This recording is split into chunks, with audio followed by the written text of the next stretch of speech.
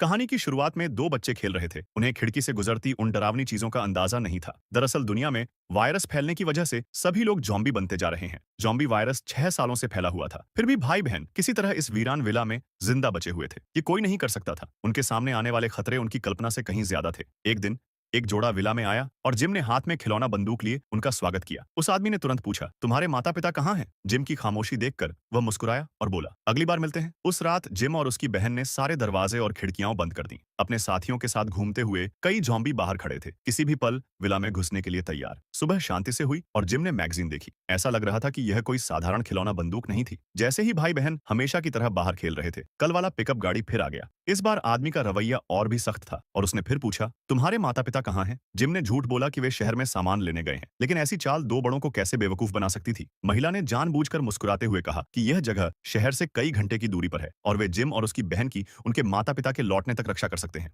घर में सामान की चकाचौंध भरी व्यवस्था और यहां तक कि एक काम करने वाला रेफ्रिजरेटर देखकर दंपति ने तुरंत वहां अस्थायी रूप से रुकने का फैसला किया। जैक ने कहा कि वह कार छिपाने के लिए बाहर जाएगा। दोनों किसी के पीछा करने से बच रहे थे। आधी रात में जिम ने दंपति की बातचीत सुन ली और ऐसा लग रहा था कि वे इस जगह से बहुत संतुष्ट थे। सुरक्षा कारणों से वह अपनी बहन को सुरक्षित घर में छुपाने के लिए ले गया। यह उन जादुई हथियारों में से एक है जिसकी बदौलत भाई बहन अब तक जिंदा बचे हैं। अगली सुबह जैक ने पहले से ही नाश्ता तैयार कर लिया था, मानो वह उसका अपना घर हो। लड़का ऊपर से शांत रहा, फिर कुछ अजीब सी बात कही, आपको पता भी चले इससे पहले ही यह खत्म हो जाएगा। जैसे ही रात हुई, जिम ने अस्पष्टता से मन में सोचा, क्या समय हो गया है? कुत्ते ने उसे सूंघा, फिर अनजाने में सिर हिला दिया। जिम ने जल्दी से अपनी बहन को उठाया और उसे सुरक्षित घर में बंद कर दिया। नीचे का जोड़ा अभी भी प्यार से बातें कर रहा था, आने वाले संकट से अनजान। लड़की ने बाथरूम जाने का बहाना बनाया। जब उसने खिड़की के बाहर कई जॉम्बी को देखा, उसने जल्दी से लाइट बंद कर दी, यह सोचकर कि जॉम्बी उसे नहीं देख पाएंगे। लेकिन उसके पीछे का दरवाजा अचानक खुल गया। जैक को तुरंत आभास हुआ कि कुछ गड़बड़ है और उसने पिस्तौल तान कर पास जाकर देखा तो उसकी प्रेमिका खून से लथपथ जमीन पर पड़ी थी। फिर दोनों के साथ जो हुआ वह आप समझ ही सकते हैं, जबकि जिम और उसकी बहन ऐसे खेलते रहे जैसे कुछ हुआ ही ना हो। जाहिर है इंसानों से उनका यह पहला सामना नहीं था। इसी बीच एक लंबे बालों वाला आदमी जंगल में टहल रहा था। उसने बर्फ में कई जाल देखे और जल्दी से उनके निशानों पर चलकर विला ढूंढ लिया। अचानक एक छोटी बच्ची उसके सामने प्रकट हुई। वह आदमी जो पल भर के लिए कॉन्शियस रह गया, उसकी गर्दन में एक अजीब सा दर्द हुआ। उसे बेहोशी की सुई लग गई थी। हमलावर जाहिर है जिम था, शायद उसके जीवित रहने के हुनर का कमाल। जब तक उस आदमी को होश आया, जिम बंदूक लिए इंतजार कर रहा था। पूछताछ करने पर पता चला कि उस आदमी का नाम एडम था और वह बस एक स्पेशल फोर्स का सिपाही था जो वहां से गुजर रहा था। वह अपनी पत्नी को ढूंढने उत्तर दिशा में जा रहा था। जिम थोड़ा शांत हो गया। उसे लगा कि उसके सामने वाला आदमी थोड़ा अलग है।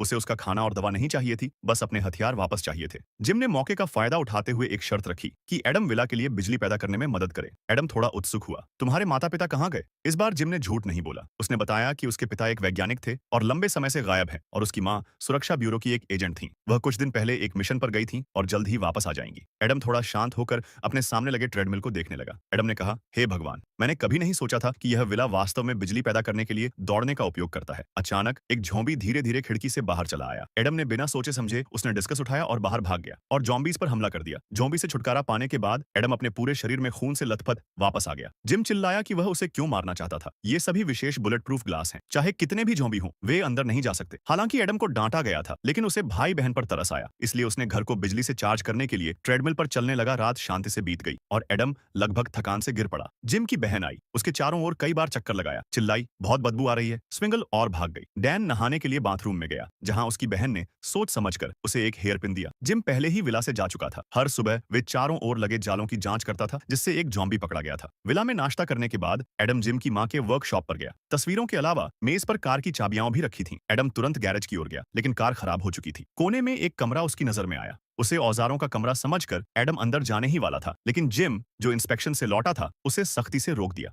एक दिन से ज्यादा की बातचीत के बाद भाई बहन को यकीन हो गया कि एडम कोई बुरा आदमी नहीं है, इसलिए वे सेफ रूम जाने के बजाय सोने चले गए। लेकिन किसी वजह से जिम ने खुद को हथकड़ी लगा ली थी।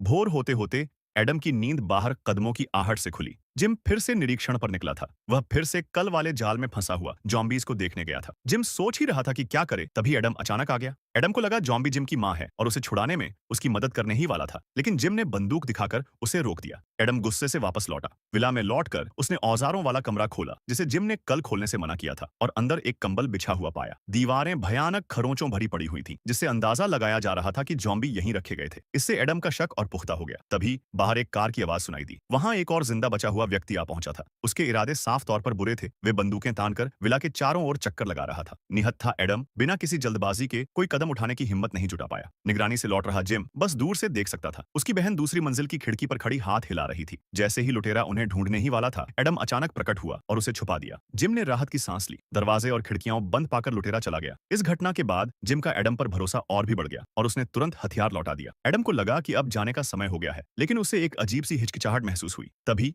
उसकी पत्नी की पुकार उसकी नींद में फिर गूंजी। जागने के बाद एडम ने एक जरूरी फैसला किया। जिम और उसकी बहन को साथ लेकर अपनी पत्नी की तलाश में निकल पड़े। इससे उसकी अपनी इच्छा भी पूरी हो जाती और वह उन बच्चों की देखभाल भी कर पाता। लेकिन जिम ने बिना किसी हिचकिचाहट के मना कर दिया। वह वहीं रुककर अपनी मां के वापस आने का इंतजार करना चाहता था। तभी उसकी बहन बाहर चली गई। अचानक बाहर से शोर आया। कल के लुटेरों ने और भी मददगार जुटा लिए थे और बाहर खेल रही उसकी छोटी बहन को भी बंधक बना लिया था। जैसे ही दोनों पक्षों के बीच मुठभेड़ शुरू हुई, पास से ही गोलियों की आवाज सुनाई दी और दो लुटेरे गिर पड़े। एडम छोटी बहन को बचाने के लिए तेजी से आगे बढ़ा। गोली चलाने वाली जिम की गुप्तचर मां थी, लेकिन एडम के सीने में गोली लगी और वह तेजी से जमीन पर गिर पड़ा। पता नहीं कितनी देर बाद एडम होश में आया। उसकी छाती का घाव भर गया था और वह किसी रस्सी से बंधा हुआ था। ऊपर जिम के परिवार ने हाथ हिलाया। उलझन में एडम घर के अंदर गया और लीना से सब कुछ जान गया। जब कोई इंसान ज़ॉम्बी से संक्रमित हो जाता है तो उसका दिमाग ठीक से काम करना बंद कर देता है। ऐसे लोग बस बुनियादी जरूरतें समझ पाते हैं, जैसे पास की चीजों को देखना वगैरह। लेकिन लीना का मामला अलग है। वो जिम की माँ है और उसे हर हाल में जिंदा रहना है। अब इस दुनिया में कुछ ऐसे भी ज़ॉम्बी होते हैं जो बाकी संक्रमितों जैसे नहीं होते। उनका दिमाग अब भी इंसानों जैसा ही होता है, यानी वो सोच समझ सकते हैं, लेकिन उनके शरीर में ज़ॉम्बी जैसी ताकत और लक्षण आ जाते हैं। मतलब ये लोग बहुत ज्यादा ताकतवर होते हैं और किसी को भी बीमार कर सकते हैं या नुकसान पहुंचा सकते हैं। बस एक दिक्कत है, अगर इन्हें कोई गहरी चोट लग जाए या कुछ वक्त गुजर जाए तो इनका दिमाग भी गड़बड़ाने लगता है। तब ये पूरी तरह ज़ॉम्बी बन जाते हैं और फिर उनमें और बाकी ज़ॉम्बी में कोई फर्क नहीं रह जाता। यह सुनकर एडम को अचानक एहसास हुआ, क्या वह विशेष संक्रमित हो सकता है? लीना ने हाँ में सिर हिलाया, वरना एडम को गोली लगते ही मौत हो जाती। फिर एडम को लीना से एक और भी चौंकाने वाली बात पता चली। वह लड़का जिम भी उसकी तरह ही एक विशेष संक्रमित था। पता चला कि जिम ने उस रात पागलपन में आकर उस जोड़े को मार डाला था। कोई शक नहीं कि वह हर रात खुद को हथकड़ी क्यों लगाता था। एडम उत्सुक था, क्या यह अनुमान लगाना असंभव था कि पागलपन कब शुरू होगा? लीना ने बताया कि जिम के पालतू कुत्ते को विशेष रूप से प्रशिक्षित किया गया था और वह पागलपन में आने से पहले ही सूक्ष्म गंधों को पहचान सकता था। एडम को खरोंच वाले कमरे की याद आई। पागलपन के दौरान जिम यहीं रहता था। अचानक पास में एक कार की आवाज सुनाई दी। लीना अपनी बेटी को गोद में लिए मिलिशिया के एक समूह को रोक रही थी। ऐसा लग रहा था कि वह नेता व्हाइटबियर्ड को लंबे समय से जानती थी। पता चला कि मिलिशिया की बेटी एक जिगोलो के साथ भाग गई थी। चिंतित होकर बूढ़े पिता ने अपने आदमियों को खोजबीन के लिए रवाना किया। लीना ने वादा किया कि अगर वह उसे दिखेगी तो उन्हें सूचित करेगी। व्हाइटबियर्ड यह सुनकर अपने आदमियों को वापस ले गया। उस रात एडम ने अनजाने में विला के सोर्स के बारे में पूछ लिया। लीना ने बताया कि राष्ट्रीय सुरक्षा ब्यूरो को ज़ॉम्बी वायरस के प्रकोप का पहले ही अंदाजा हो गया था, इसलिए उन्होंने दूर दराज के इलाकों में इस तरह के हजारों विला पहले ही बना लिए थे। यह सुनकर एडम को दुआख हुआ। उसने सोचा कि लीना को दूसरों को पहले ही चेतावनी दे देनी चाहिए थी, शायद और लोगों को बचाया जा सकता था। लेकिन लीना ने बेबसी से अपना सिर हिलाया। पता चला कि जिम और उसके भाई बहनों को जन्म से ही हार्ट की बीमारी थी। जिम के पिता एक जीव विज्ञानी थे और ज़ॉम्बी वायरस की खोज करने वाले पहले वैज्ञानिकों में से एक थे। यह देखते हुए कि उनका बेटा अपने तीसरे जन्मदिन से ज्यादा नहीं जी पाएगा, उन्होंने जिम में ज़ॉम्बी वायरस का इंजेक्शन लगाकर जोखिम उठाया, लेकिन गलती से वह एक खास शिकार बन गया। बदकिस्मती से जिम की पागलपन के दौरान उसके पिता को काट लिया गया और वह कोई चमत्कार नहीं कर पाए और एक आम ज़ॉम्बी बन गए। लीना को उन्हें खुद मारना पड़ा। यह कहानी सुनकर एडम अपनी मां की प्रशंसा किए बिना नहीं रह सका। वह हमेशा अपने छोटे से परिवार में योगदान देना चाहता था। लीना का परिवार भी धीरे धीरे इस इंसान पर निर्भर हो गया। कुत्ते ने बिना किसी चेतावनी के 2 बार भौंका और जिम को एहसास हुआ कि वह पागल होने वाला है। दरवाजा बंद करने के बाद अंदर से तीखी चीखें सुनाई दी। लीना का दिल दुख रहा था, लेकिन वह बस चुपचाप दरवाजे पर खड़ी होकर समय बीतने का इंतजार कर सकती थी। एडम उसे राहत देने आया। शायद घर में एक पुरुष होने का यही फायदा था। हालांकि किसी को उम्मीद नहीं थी कि उसकी बहन बाहर खेलते हुए अचानक गिर पड़ेगी। लीना को एहसास हुआ कि उसे दिल का दौरा पड़ा है और मौजूदा हालात के चलते वह ठीक नहीं हो सकती। एडम चाहता था कि वह अपने भाई की तरह ज़ॉम्बी वायरस की चपेट में आ जाए, लेकिन लीना ने सिर हिलाकर मना कर दिया। जिम का मामला दुर्लभ था और उसने अपने जीवन में बहुत कुछ सहा था। आखिरकार दोनों ने छोटी बच्ची को चुपचाप जाने देने का फैसला किया। पागल हो चुके जिम ठीक होने के बाद परिवार उसकी बहन के साथ उसकी अंतिम यात्रा पर निकल पड़ा और अब एडम के जाने का समय हो गया था। जिम और लीना की मिन्नतों के बावजूद वह अपनी पत्नी को ढूंढने के लिए पूरी लगन से निकल पड़ा। घर से 2 लोगों के चले जाने पर लीना और उसके बेटे को लगा कि घर खाली है। इसी बीच पास के जंगल में व्हाइटबियर्ड के आदमियों को जैक की छिपी हुई कार मिल गई। शुरू में जो 2 व्यक्ति विला में आए थे, उन्हीं को व्हाइटबियर्ड ढूंढ रहा था। छिपी हुई कार के सबसे नजदीकी घर लीना का विला था, इसलिए व्हाइट बियर्ड ने वहां फिर से ढूंढने का फैसला किया। बर्फ में गहरी नींद सो रहा एडम अचानक कदमों की आहट से जाग गया। जब शोर कम हुआ तो वह दौड़कर बाहर आया और देखा कि बर्फ पर बिखरे अनगिनत पैरों के निशान सीधे लीना के विला की ओर जा रहे थे। बेचैनी का एहसास करते हुए वह जल्दी से पीछे हटा और दूर से ही देखा कि विला पर बड़ी संख्या में मिलिशिया के लोगों ने कब्जा कर लिया था। इसी बीच व्हाइट बियर्ड अपनी बेटी के ठिकाने के बारे में जानकारी मांग रहा था, क्योंकि उसके आदमियों को उसकी छोड़ी हुई एक छोटी सी चीज मिल गई थी। लीना अब पूरी तरह से हैरान थी। इस बीच एडम चुपचाप पहरेदारों को चकमा देकर आखिरकार विला में घुसने में कामयाब हो गया, जहां उसने जिम को रसोई में छिपा हुआ पाया। दुश्मनों की संख्या का पता चलने के बाद एडम ने लापरवाही से अपना हथियार निकाला और तुरंत अंधेरे में घूमते हुए मृत्यु के देवता में बदल गया और हर जगह पहरा दे रहे आदमियों को एक एक करके मार डाला। लेकिन जब वह हॉल में पहुंचा तो उसके सिर पर अभी भी कई बंदूकें तानी हुई थीं और एडम का व्यवहार हैरान करने वाला था। उसने सचमुच चाकू से अपनी गर्दन काट ली। बगल में खड़े कई लोग हैरान रह गए।